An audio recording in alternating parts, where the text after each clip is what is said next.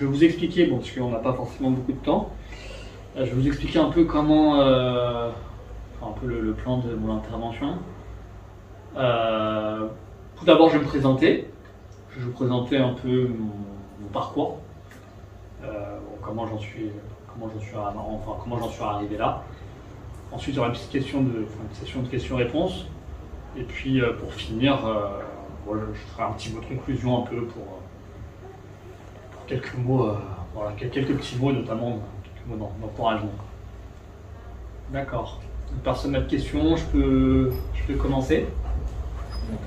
Alors, moi, mon prénom, c'est Marc Casi. Moi, j'ai 28 ans. J'ai grandi ici à Chelles, au Coudreau. Est-ce que quelqu'un vient d'un certain qui vient des Coudreau ici? Super. Vous êtes de quel quartier à peu près? De Chelles? Tous de Chelles? Oui. Brossard, Périchel. Ça? D'accord. Moi, je viens du quartier des Coudreau, à côté du rond-point des Sciences, à des résidences, à côté du rond-point des Sciences, tu vois où c'est? Ça se trouve à côté de la Passe. Moi, c'est ici que j'ai grandi. Ici, voilà. Moi, j'ai passé quelques années de collège ici, mais j'ai eu deux de mes sœurs aussi qui sont passées ici, aussi au collège Corot. C'est Tania et Sifat. Alors, moi, du coup, comme je disais, j'ai grandi à Chelles. Donc, la première. Donc moi, j'ai tout connu à Chelles en termes au niveau de l'école jusqu'au lycée. J'ai fait l'école, limite même la crèche au Coudreau, l'école maternelle à Calmette, l'école primaire à Calmette. Puis après le collège, on devait être entre 2003 et 2007 peut-être. Ouais, ça devait être ça. Donc j'étais au collège, donc ça fait maintenant 15 ans. Donc j'ai connu, j'ai connu les mêmes salles de classe que vous, les mêmes bâtiments A, bâtiments B, etc. Monsieur Kéchiao, c'était mon ancien prof d'histoire géo. Madame Tanguy, mon ancien prof d'anglais. Madame Antivélo, c'était ma prof de SVT. Donc voilà, on va dire qu'on connaît bien les murs. Voilà, donc j'étais au collège ici. Je pense que j'étais un élève sérieux qui faisait pas de vagues. Un élève sérieux qui faisait pas de vagues. J'avais mes amis, mais je n'étais pas forcément la star du collège ou quoi que ce soit. Je faisais pas de vagues. Bon, je pense que j'étais connu auprès des professeurs pour être un élève relativement studieux. Moi, j'avais, on va dire, bon, pour pas vous mentir, au collège, j'avais très souvent, voire systématiquement, des félicitations après chaque trimestre, ce qui m'a permis, à l'issue de la troisième, donc à l'issue du brevet, d'avoir obtenu la mention très bien, comme certains de mes camarades. Voilà, donc après, voilà, bon, au collège, voilà, je pense que j'étais un bon élève, un élève studieux, sage, respectueux avec mes professeurs. Bon, après, voilà, en travaillant surtout de manière sérieusement. Bon, je n'étais peut-être pas forcément encore à fond, mais je pense que je travaillais sérieusement. Après, on arrive au lycée. Donc, moi, au lycée, j'étais au lycée Géant de Chelles. Je ne sais pas si parmi vous, il y en a qui commencent à s'orienter pour aller à. Bon, je pense que c'est surtout Géant et Bachelard. Moi, j'étais parti au lycée Géant de Chelles. Arrivé au lycée, bon, là, c'était. Ça m'a demandé quand même un petit temps d'adaptation. Parce que ça demandait quand même un niveau d'exigence qui est un peu plus élevé par rapport à celui qu'on pourrait demander lorsqu'on est au collège. Donc j'avais des bonnes notes, mais de moins bonnes notes que ce que j'avais au collège. Et je commençais à avoir moins systématiquement les félicitations. Donc bon, c'est vrai que voilà, bon, c'est vrai qu'il y avait un petit coup de moins bien arrivé au lycée. Mais bon, après très vite, j'ai commencé à me projeter vers l'avenir.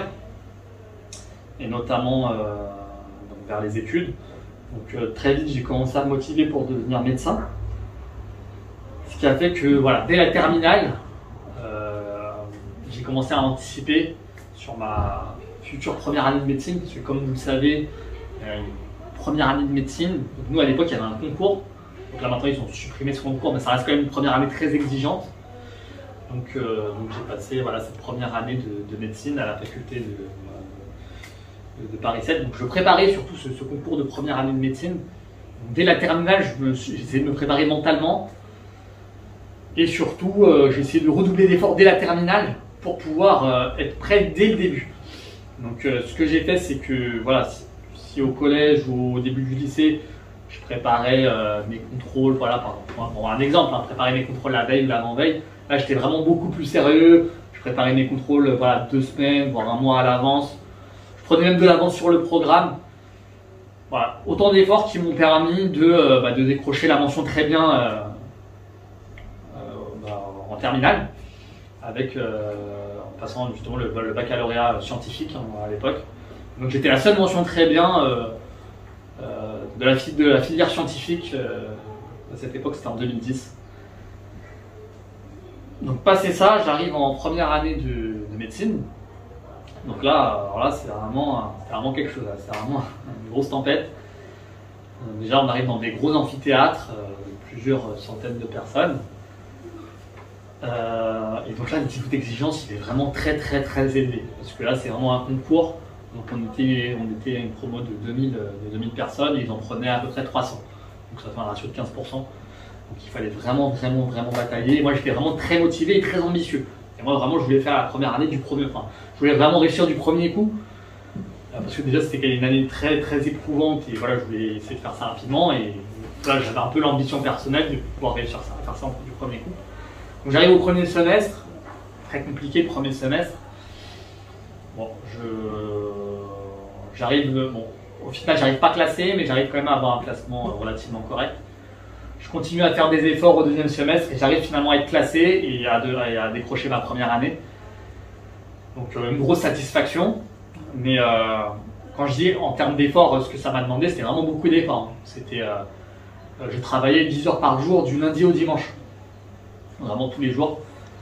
Et voilà, très peu de temps pour moi, mais à la fin, c'était vraiment une très grosse satisfaction parce que j'ai pu être en deuxième année de médecine. Et une fois qu'on est en deuxième année de médecine, normalement, on est à peu près au moins sûr d'être médecin. Mais après, comment ça se passe les années de médecine? Entre la deuxième et la sixième année de médecine, c'est surtout des études théoriques. Donc en fait, on apprend le fonctionnement du corps humain, un peu comme en SVT, mais en beaucoup plus poussé. On apprend le fonctionnement des maladies, les traitements, comment ça marche, d'accord. Entre la quatrième et la sixième année, vous avez un stage tous les matins qui se passe à l'hôpital. Ça permet d'être au contact des malades et surtout au contact des docteurs qui travaillent tous les jours à l'hôpital pour nous permettre de voir à quoi ressort. Qu'est-ce que c'est qu'être médecin en pratique. Donc voilà, on va dire que les 6 premières années de médecine, c'est surtout des études théoriques. À l'issue de la 6e année, vous passez un concours qui s'appelle l'ECN, c'est l'examen de classement national. C'est un examen qui va regrouper tous les étudiants de médecine de France. Donc on était à peu près 8000.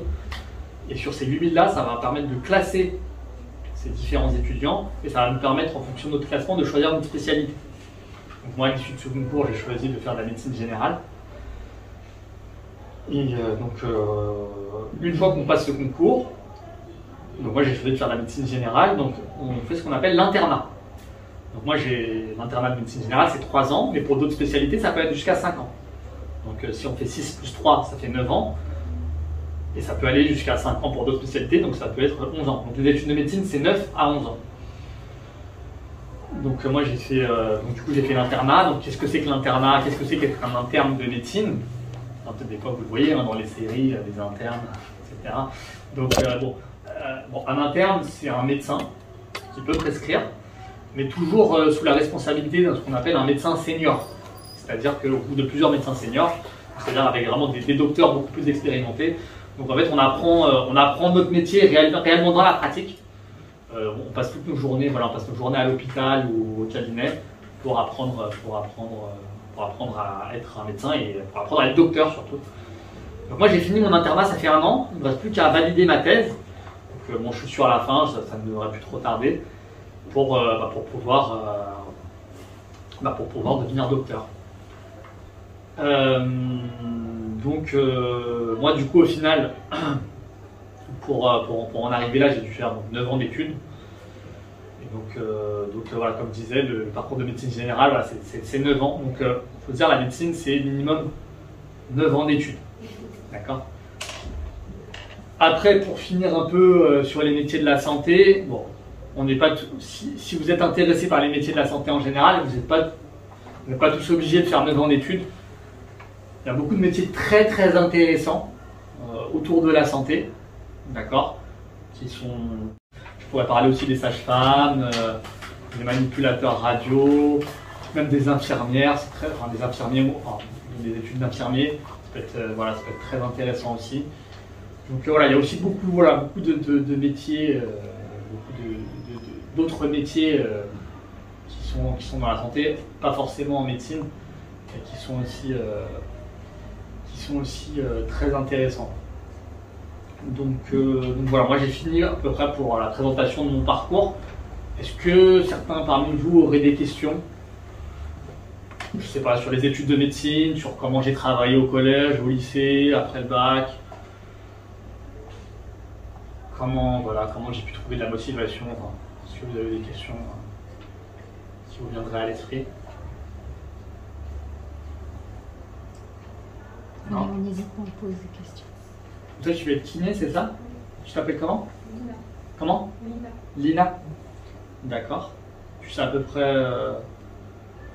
Tu veux faire ça depuis longtemps ou c'est une idée que tu as en tête? Ok, très bien. D'accord. Bah voilà, on va faire un métier très intéressant. Voilà, les études comme ça, c'est des études qui sont relativement courtes, mais voilà, en tout cas, bon, c'est un métier très intéressant aussi. Est-ce que tu as des questions par rapport à ça? Non. Non. D'accord. Pour tous les autres, vous ne savez pas vraiment ce que vous voulez faire? Dis-moi. Comment? Ok, très bien. Très bien. Très bien. Ok. Bah, si vous n'avez pas d'autres questions, bon, après je vous laisserai peut-être poser des questions à la fin. Mais j'aimerais juste aussi, là j'ai parlé de mes études, mais j'aimerais juste aussi vous faire passer un message de manière générale, en dehors forcément, enfin, pas forcément en lien avec la médecine ou des grandes études ou ce genre de choses. Ce que j'aimerais vous dire, ce que je voudrais vous dire, ce que j'aimerais vous dire, en étant moi aussi passé par là, passé par le même collège, passé par les mêmes quartiers, et après derrière, en ayant pu tracer ma route de mon côté, ce que j'aimerais vous dire, c'est que c'est important pour vous, surtout pour vous, voilà, vous êtes en troisième, vous commencez vous êtes des adolescents, vous commencez à grandir, vous commencez à affirmer votre personnalité, vous serez de futurs adultes, hein, donc de futurs citoyens. Et c'est important pour vous, que vous puissiez vous attacher à certaines valeurs. Je pense certaines valeurs qui vont vous permettre derrière d'avancer. Qui vont vous permettre derrière d'avancer, et je dirais même derrière qui vont vous permettre entre guillemets de réussir votre vie. Je m'explique. Quand je dis certaines valeurs, je pense que c'est important que vous puissiez cultiver en vous certaines valeurs, notamment des valeurs de respect.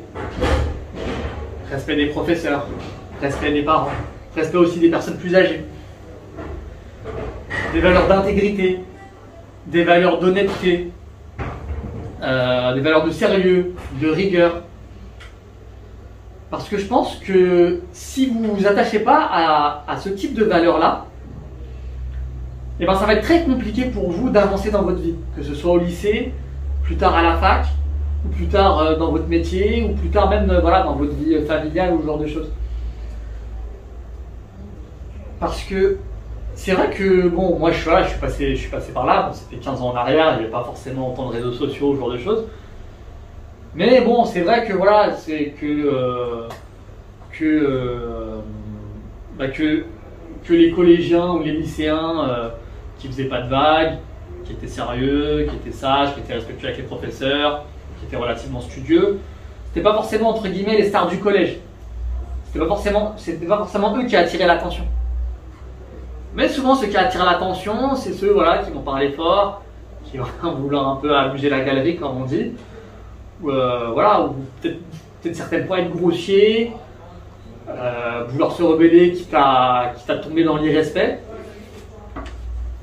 Et malheureusement, des fois, c'est plus ce type de personnes qu'on va mettre en valeur à votre âge. Et je pense que c'est dommage parce que, avec le temps, avec les années, ces deux types de profils, ils vont probablement suivre des chemins totalement différents, mais je pense qu'il y aura un chemin qui sera plus enviable que l'autre. C'est-à-dire que moi, voilà, moi je m'en souviens hein, des gens voilà, qui attiraient l'attention, qui étaient voilà, entre guillemets les stars du lycée, les stars du collège. Mais au final, c'est pas forcément eux qui finissent dans les meilleures positions 10, 15 ans plus tard. Et c'est pas forcément eux qui seront forcément les personnes les plus respectables et les plus respectées. D'accord? Et je pense que peu importe ce que vous faites, voilà, on n'est pas tous obligés de devenir médecin, avocat, ingénieur. Mais nous, ce qu'on va vous demander, c'est d'être des citoyens respectables. Et vous, ce que vous allez vous demander à vous-même, au final, on va beaucoup vous parler de ce mot de réussite, c'est de réussir votre vie. Mais au final, réussir sa vie, c'est pas juste faire de grandes études, être un grand ingénieur, un grand chercheur, un grand avocat, un grand médecin. C'est vrai, certes, ça participe. Mais on peut aussi très bien réussir sa vie en étant voilà, un très bon plombier, un très bon boulanger, un très bon pâtissier, il n'y a pas de sous-métier. Mais il faut que vous fassiez ça avec des valeurs. Et c'est ces valeurs-là qui vont vous permettre d'avancer. Si vous n'avez pas ce type de valeurs, et si ce n'est pas des valeurs, entre guillemets, que vous allez valoriser, enfin, que vous allez valoriser et dont vous serez fier, ça va être très très compliqué pour vous. Ça va être très très compliqué pour vous d'avancer dans la vie. Et ça va être très très compliqué pour vous, entre guillemets, tout simplement de réussir votre vie. Et je pense que c'est à partir de ces valeurs-là qu'il faut aussi que vous puissiez cultiver des rêves et des ambitions. Des rêves parce que c'est important aussi de rêver, comme ça c'est important aussi de cultiver certaines passions. Et après voilà, il n'y a pas de sous-métier. Si ce que vous rêvez c'est d'être boulanger, pâtissier, je sais pas, footballeur, musicien ou ce que vous voulez, c'est très bien, foncez. Mais faites-le aussi avec ambition. C'est-à-dire, quand je dis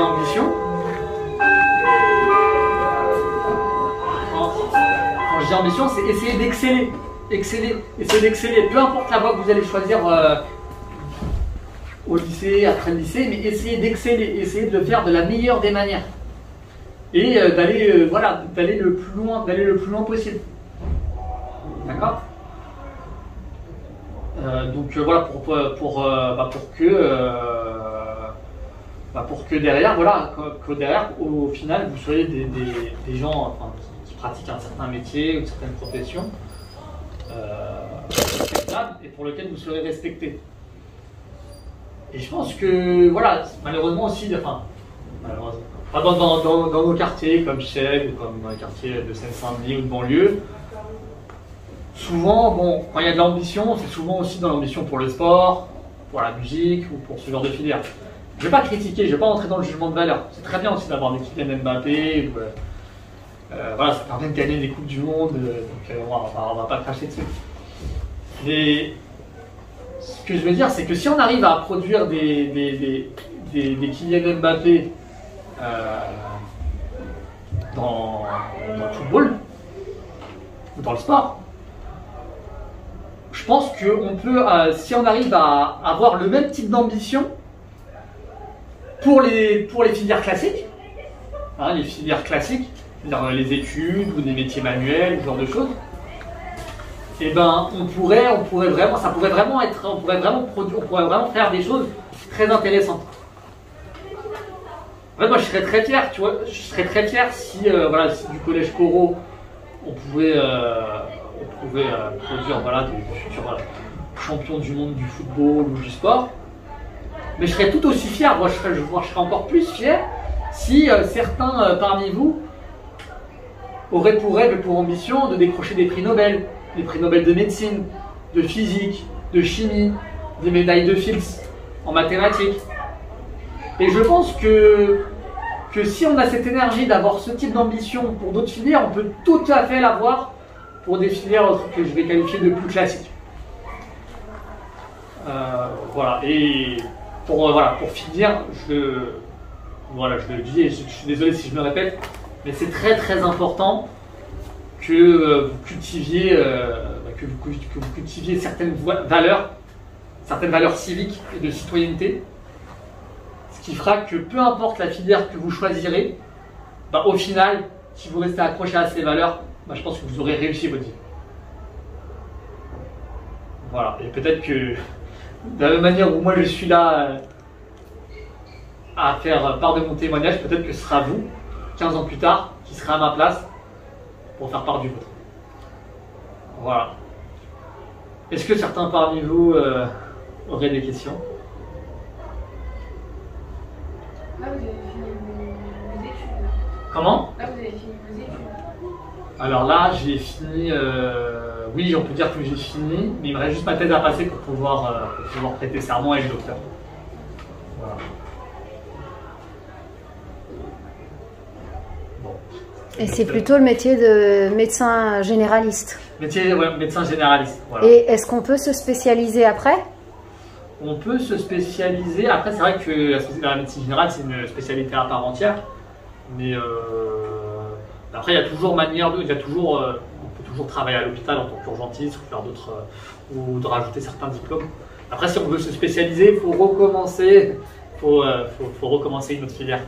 Mais après, on peut toujours rajouter quelques diplômes pour pouvoir pratiquer que ce soit de la gynécologie, un peu de dermatologie, un peu. Voilà, rajouter entre guillemets quelques surspécialités, mais on ne peut pas forcément se surspécialiser en tant que tel.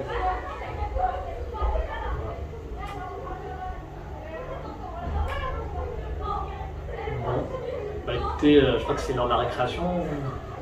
Non, c'est peut-être l'heure du changement de temps. ils ont un autre cours. D'accord.